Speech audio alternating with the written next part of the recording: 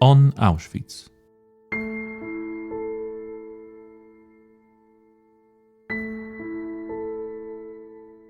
The history of Auschwitz is exceptionally complex. It combined two functions, a concentration camp and extermination center. Nazi Germany persecuted various groups of people there, and the camp complex was continually expanded and transformed. In the podcast on Auschwitz, we discuss the details of the history of the camp, as well as our contemporary memory of this important and special place.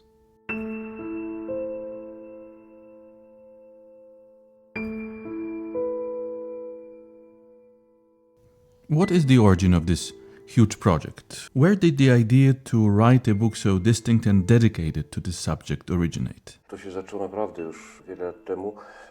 It began several years ago. I wrote a series of books on various aspects of camp history, which were in fact a collection of testimonies by different survivors on a given topic. Testimonies are either published in memoir books or deposited in archives and are often unknown to the broader public. And when I was contemplating the further development of this series, it occurred to me at some point that post-war historiography was very much concerned with purely historical aspects, such as facts, dates, what happened, what was the consequence of other events, figures, the numbers of victims, how many prisoners, how many subcamps, and so forth. In other words, findings that I would describe as very textbook-like.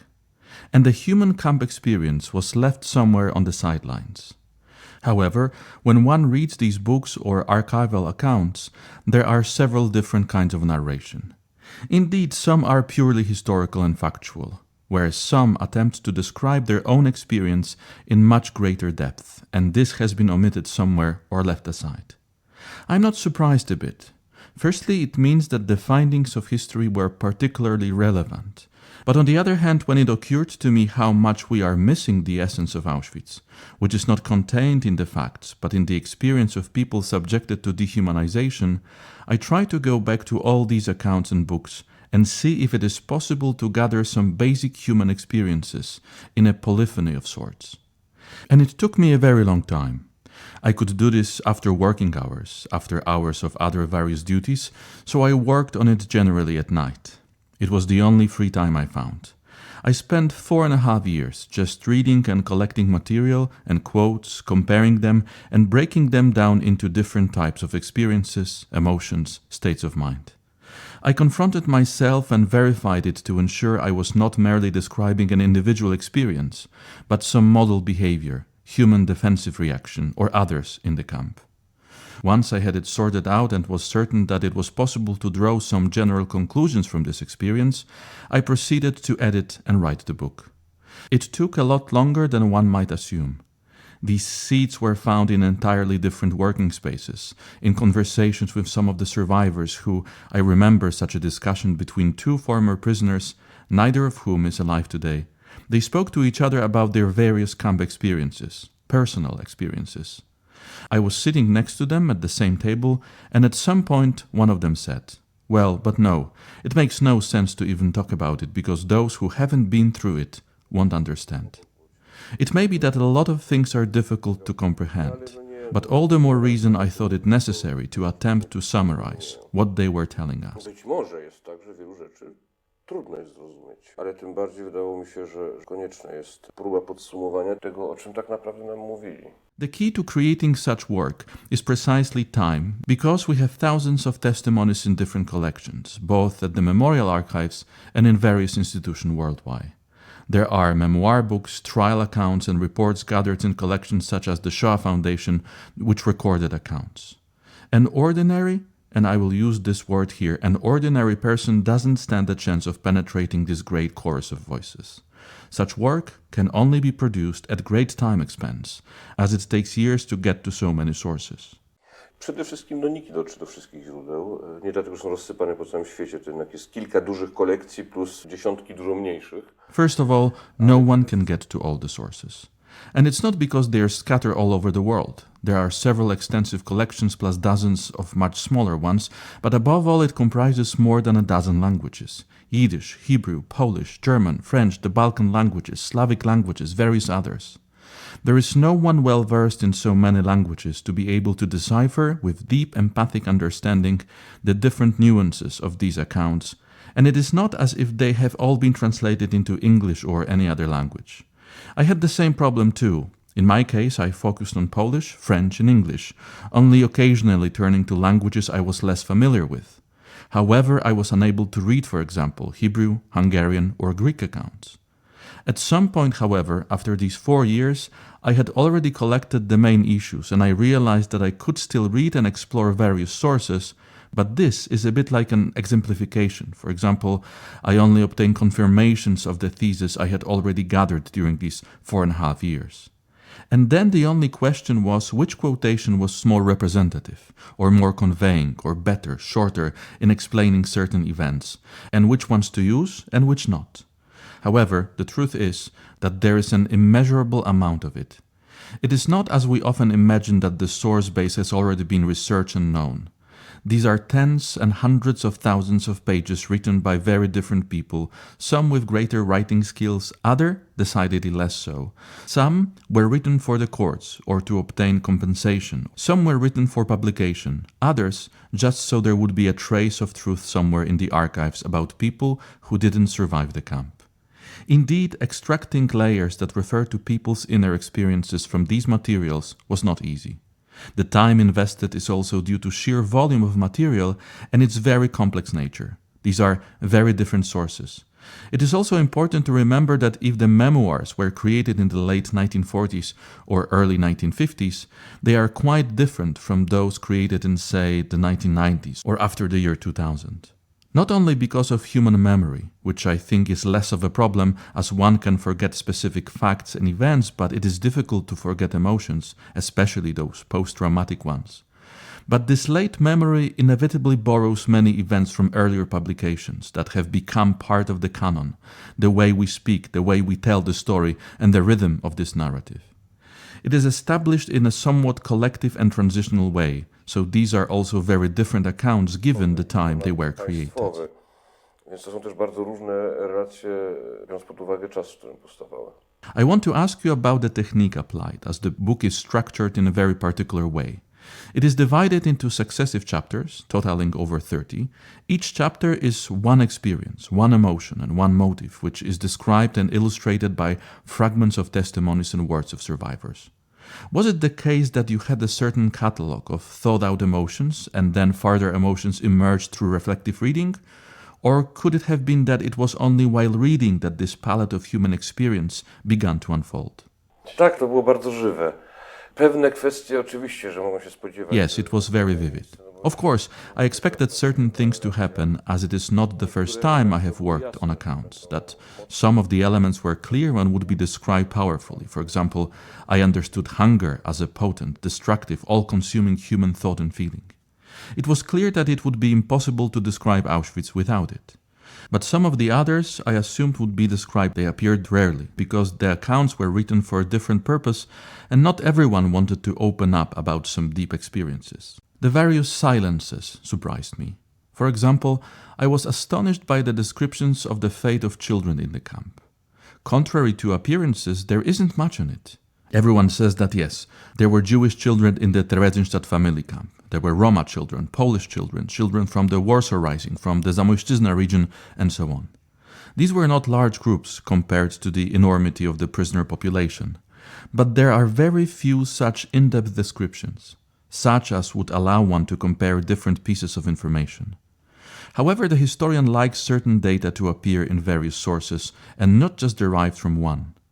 I think it would have been easier for the survivors to describe issues they actually dealt with after the war in their trauma, memories, etc., and some problems that are hard to deal with that were not raised.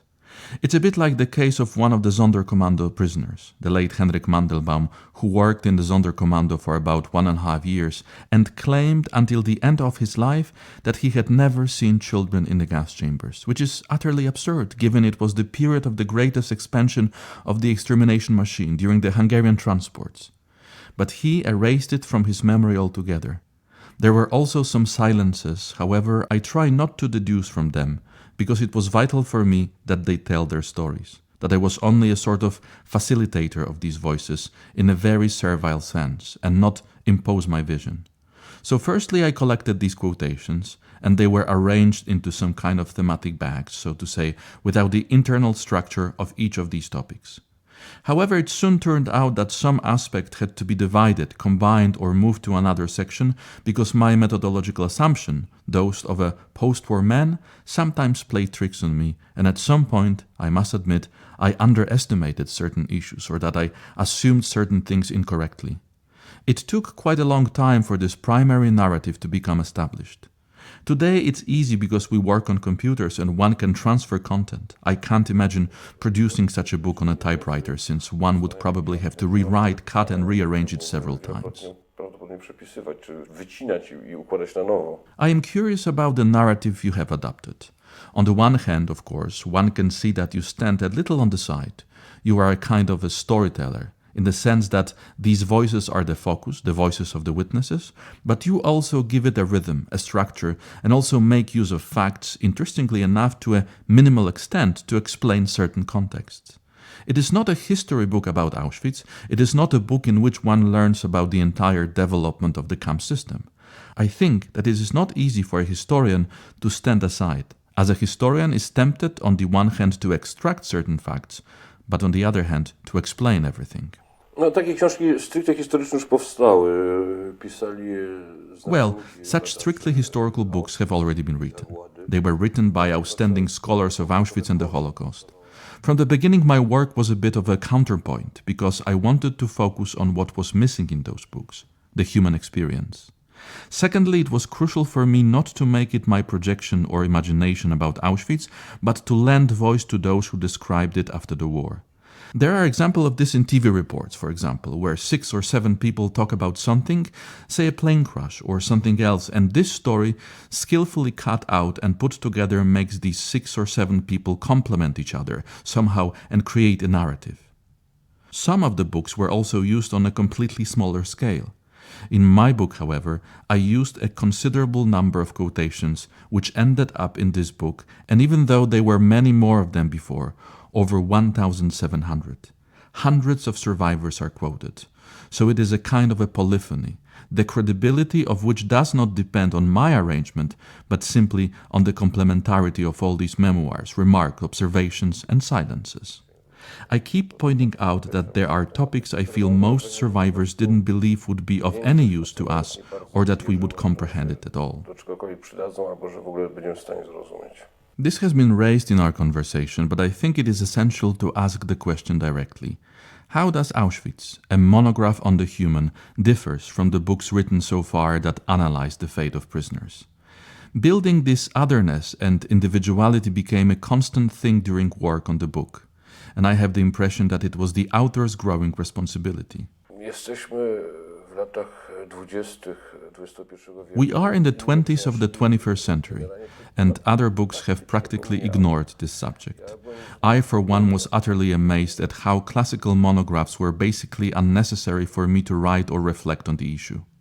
Indeed, they focused on facts, figures, some dates, and completely factual presentation, as it was more important that a new commando was created or that there were 1,500 prisoners there, but what they experienced inside was left out of the historical analysis. Hence, I wanted to focus eminently on what I couldn't find in these other books. This is perhaps the most significant difference here. The only such literature on the subject which was more than helpful and that answered or suggested certain thoughts were a series of articles from Medical Review Auschwitz, published in Krakow in the 1960s, 70s and 80s.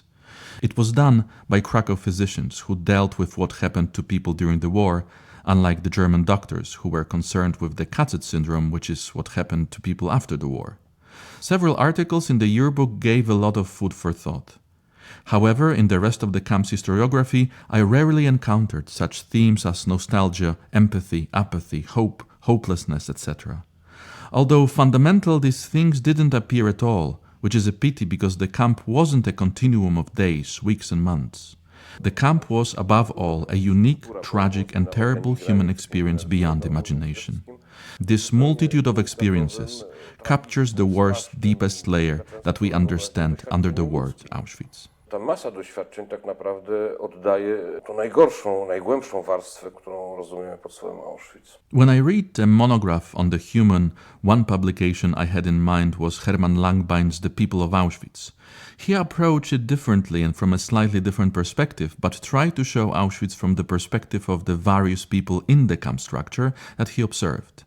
The significant difference is that he presented them from different locations in addition to looking at some of the issues and emotions from personal and geographical perspectives. I think this is what I remember, which somehow echoes the attempt to presenting something similar. Ich było kilka tak naprawdę wydrukowanych. A few published authors tried to produce some sort of catalogs of experiences. Viktor Frankl also did something similar, and perhaps 2 or 3 other authors. We can find some of these themes in Primo Levi's work, while Pawełczyńska attempted it from a slightly different angle, but generally speaking, one can count them on the fingers of one hand. They were always difficult because those prisoners who published summary catalogues of human behavior after the war tried to detach themselves from their situation as a survivor. They assumed a very external narrative, observing as a scientific function. Frankl even began to build his scientific theories in psychology on this issue. The truth is that none of them was entirely successful because they were survivors and wrote about things that were far too traumatic for them. In each of those cases, one can sense that when someone writes about their experiences or what they saw in an emotional, vivid reporting way, one can get much more out of it or understand much more from the experiences than from such attempts to put things in some sort of order, as if one was not a former prisoner. Dużo więcej można zrozumieć z tych przeżyć niż z takich prób uporządkowania, trochę jakby się nie było byłym więźniem. While reading the book, I noticed that one could plunge into the reading in 2 different ways. On the one hand, it can be read in sequence, without looking at the footnotes and without even looking at who the author of a given quotation is. Then we encountered a very human perspective, a universal one. On the other hand, one can also read it so that each quote is examined to see who the person is, when they arrived in the camp, where they stayed, and what their experiences might have been. Here, a particular dialogue begins not only of human experience, but also of the various memories of Auschwitz.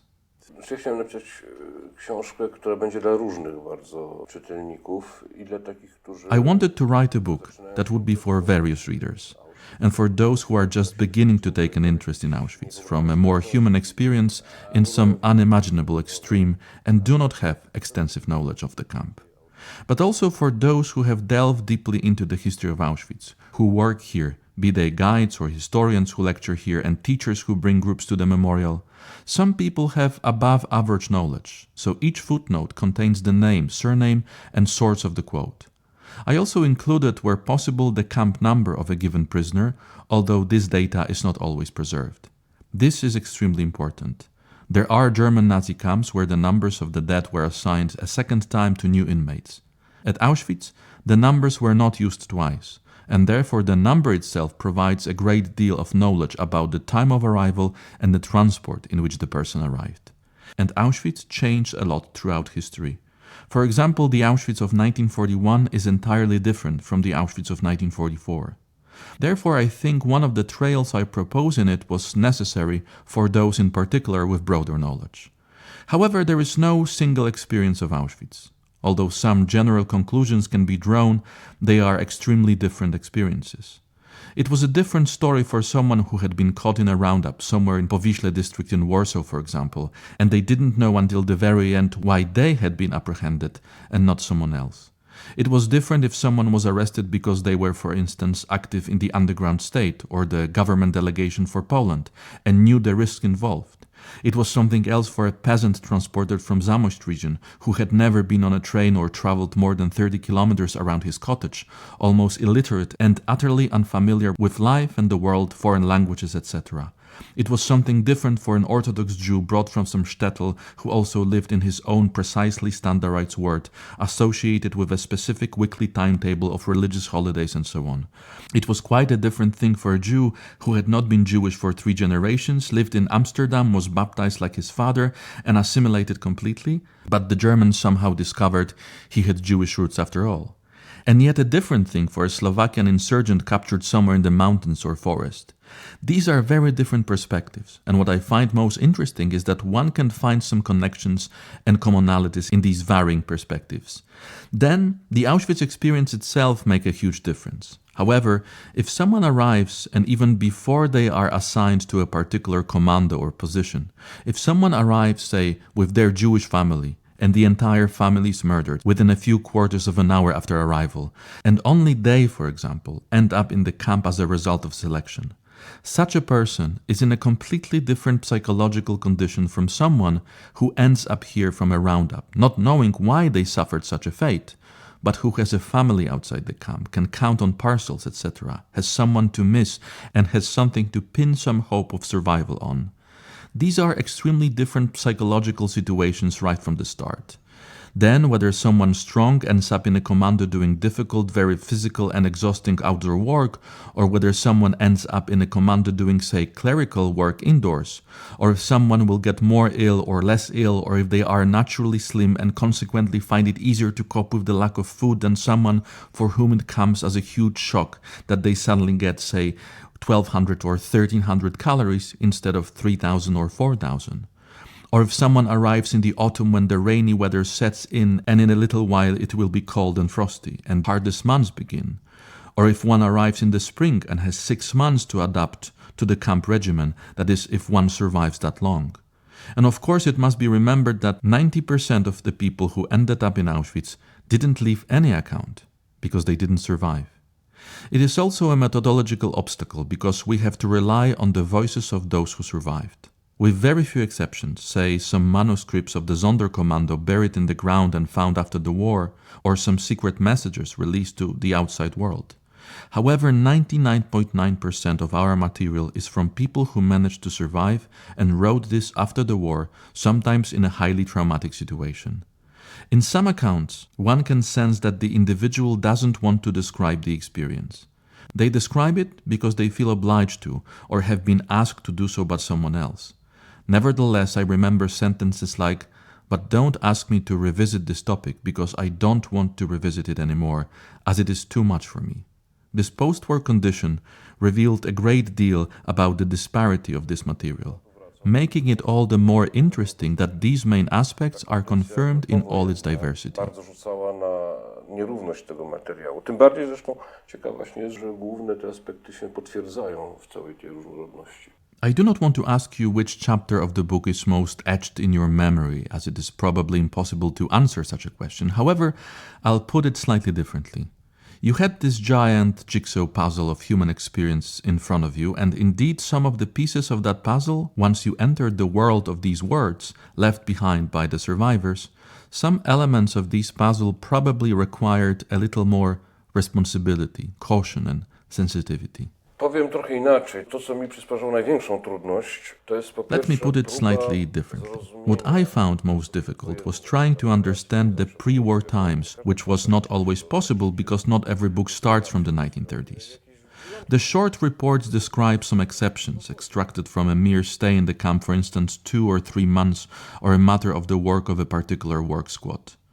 One of the crucial elements I was always afraid of was to avoid any overinterpretation or wrong approach to the pre-war experience, where someone was brought from, who were there, their occupation, family or parents. In other words, what experience did they bring with them, as otherwise it is tough to properly analyze what they said about a particular problem or how old they were, for instance.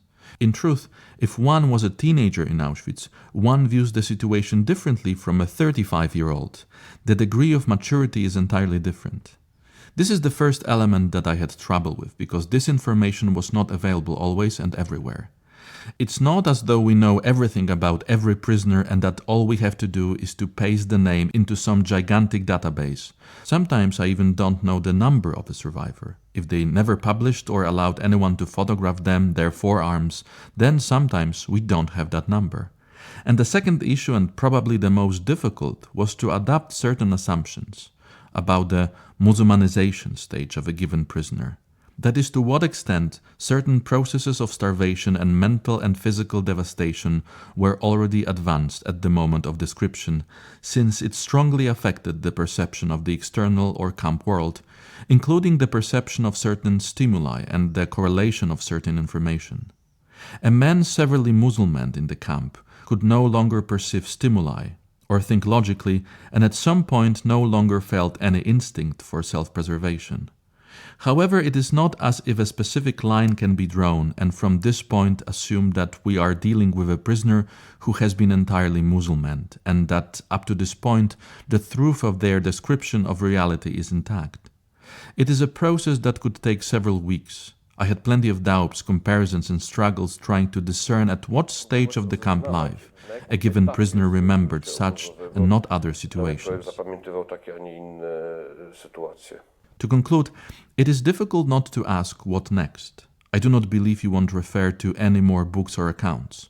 On the one hand, we have a printed book that is a complete work. However, we can say that it is the beginning of something. Wydaje mi się, że jest to przede wszystkim pokazanie, że można inaczej myśleć i mówić o It seems to me obozie. that it is, above all, an attempt to show that it is possible to think and talk about the camp in a different way, not as a pure and linear history of some general events, structure and dates, but that it is possible to write and think about it differently, in the categories of the living human experience. Of course, it is only possible where we have a substantial number of accounts. It's difficult for me to imagine something like that, I don't know, about some of these subcamps, or Treblinka, Bełżec and Sobibor, where although some accounts exist, they are literally few. However, I think it may also be a good proposition for describing extreme situations in general, where people are dehumanized and certain systematic changes occur in their self-perception and actual reality because it is very complex. In various circumstances, such as the genocides and exclusion that happened after the war and are ongoing, the human experience is a fundamental issue for understanding what transpired. Sometimes perhaps more important than the orders of the bosses. Besides, when you participate in meetings between pupils, secondary school or university student and the survivors, which is becoming increasingly rare but which was commonplace just a decade or two ago, this is the question that is always asked. How did you feel while in the camp? Where did you draw hope from? And weren't you afraid? No one asked what happened on this or that day or what was the exact number of people in a transport that they arrived in. I do not remember such questions. And the vast majority of post-war historiography focused on the latter questions, hence the reversal of this order. It remains to be seen what reception it will get among historians. However, I think it could be a new proposal, at least on the scale that this work has succeeded in doing for the general description of people in conditions of extreme dehumanization. Dla generalnie opisywania człowieka w warunkach skrajnego odczłowieczenia. Do you feel you have already dotted some I's and crossed some T's? After dotting the I's and crossing the T's and sending the book off to print, does it suddenly occur to you that perhaps they might not be the last after all? I tak i nie, no. Swoją kropkę postawiłem. Czy ona jest ostatnia? Nie Yes wiem, and ostatnia no. kropki. I have made my point. Is it the last? I do not believe in placing a final stop, especially in such a difficult and complex story in history which speaks so much about human beings. However, I would dream of a similar book about the SS men.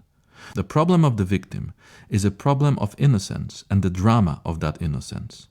The issue of the SS crew is that of the perpetrators and anthropologically the most serious problem. How does it even come about that a person simply becomes a constituted part of the machinery of death? After all, they had the choice. They could have been soldiers at the front. They could have, really. However, we do not have testimonies in this respect. We only have trial materials, the credibility of which is inevitably secondary in these matters because obviously no one saw anything and no one remembered anything and no one wanted to know anything.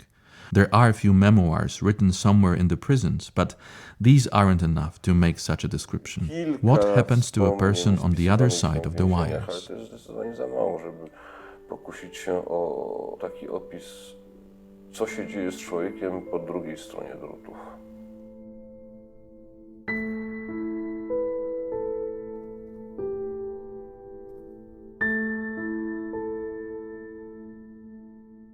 All episodes of the On Auschwitz podcast are available at auschwitz.org/podcasts. We kindly ask you to support our mission and share our podcast in social media.